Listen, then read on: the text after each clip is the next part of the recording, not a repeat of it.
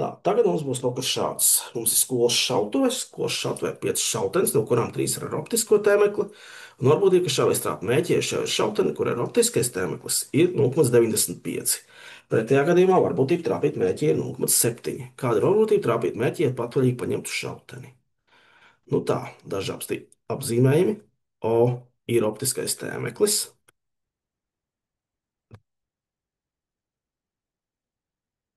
un T trāpa. Un tad es varu uztaisīt mūsu koka diagrammu. Šeit ir O, un šeit ir tas, ka nav O. Tā ir 0,6 pret 0,4. Kāpēc? Tāpēc, ka tas ir 3 pret 0,5, jeb 0,6. Un pretēji 0,4. Un tad, ja mums ir optiskais un nav optiskais, tad attiecīgi katrā gadījumā mums ir trāpīšanas un netrāpīšanas varbūtība.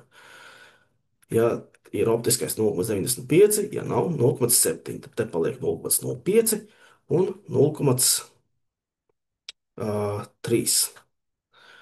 Un es paskatīšos šoreiz uz to citādi. Mums ir jāizrēķina, kāda varbūtība, protams, ka trāpīs mērķī ar šauteni, kuru vienkārši tāpat paņem. Jā, vienkārši mēs visu laiku sūtīsim iekšā kādu skolēnu, lai paņemtu, kurš šauteni uz šauj. Uh, Tad, un mēs vairākas reizes skatīsimies, kas sanāk, un pierakstīsim rezultātu, trāpīs vai netrāpīs, kāda būs varbūtība, ka mums ir tā trāpīšana, cik mums bijuši šie trāpījumi attiecībā. Tad mums vienkārši ir jārēķina pēc pilnās varbūtības. Bet es paskatīšos to citādi, jo iepriekšējos video jūs jau zināt, kā tā formula strādāja. Es īstenībā tagad parādīšu citu aspektu. Es sareizināšu šos rezultātus 0,6 un 0,95. Sareizināšu to šeit 0,6 un 0,95. Tieši 57%. 0,57. Tad mums ir 0,05 reizes 0,6, kas ir tieši 3%. Ievērojiet, ka abi kopā dod 60%, tieši tāpat kā optiskā tēmekļa varbūtība. Un tad šeit ir 28% reizinājums, un šeit ir 12%, kas apkopā arī dod 40%. Un ievērojiet, ka viss kopā ir 100%. Ko es ar šo gribēju parādīt? Kad pišķi citādu aspektu. Mums ir iespējams šo aplūkot tādā tabulā. Ir optiskais tēmeklis un nav optiskais tēmeklis, un ir trāpījums un nav trāpījums. Un tie ir tātad 57%, 28%, 3% un 12%. Un ko es gribu? Kāda ir varbūtība trāpīt mērķī vispār? Tas ir šie divi.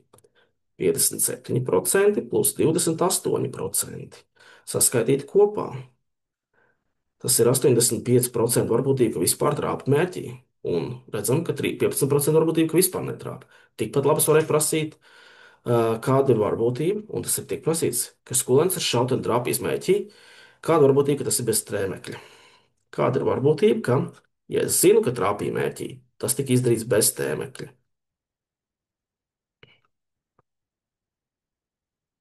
Tas ir tas pats, kas prasīt to, ka man ir bijis to, ka šāvējs trāpīja mērķī bez optiskā tēmekļa un trāpīja mērķī attiecībā pret visiem gadījumiem, kad trāpīja. Tad tie ir mūsu kopīgie 85%, bet no tiem mēs attiecībā ņemam 28%. Un redziet, mēs tikko izmantojām šo te formulu,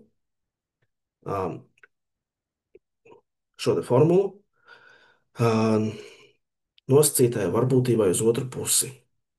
Un tehniski arī BS formula, jo te ir paslēpies tas reizinājums, ko mēs bijām ieguvuši, kā 28%, vienkārši aizdot 0,6 ar 0,03. 28% pret 85%. Tas nebūs apaļš skaidrs. Uzreiz pasaku. Iespējams, ka pat te būs jāatstāja kā daļa. Jā, tas ir 28 pret 20 pret 85, bet šoreiz atļaušos nopaļot uz 3 cipariem. Tie ir apmēram 32,9%. Lūk tā mēs īstenībā varam izmantot šo te rezultātā 28%. Tas būtu tā, it kā jūs salikt kopā 100 dažādus šāvienus, 57 no tiem ir trāpījuši ar, 28 ir trāpījuši bez optiskā tēmekļa, un, 20, un kopā 85. 28 no 85 ir tādi, kas ir trāpījuši. No visiem, kas trāpījuši, to izdarījuši bez optiskā tēmekļa. Lūk, tā mēs atrisinām šādu uzdevumu. Un bieži vien šajos uzdevumos, īpaši grūtākajos, būs šis pēdējais jautājums, kas liks mums izmantot mūsu cito varbūtību.